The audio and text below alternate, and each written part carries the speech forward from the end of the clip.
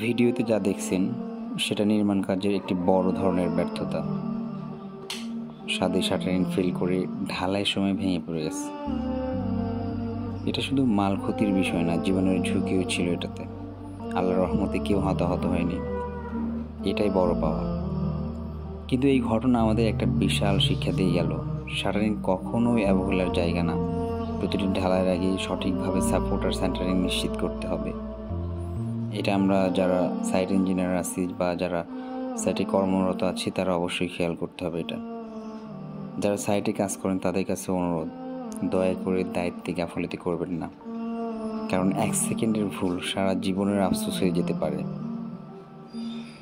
আমরা যারা ইঞ্জিনিয়ার আছি, আসুন সবাই সচেতন হই, নিরাপদ নির্মাণ নিশ্চিত করি।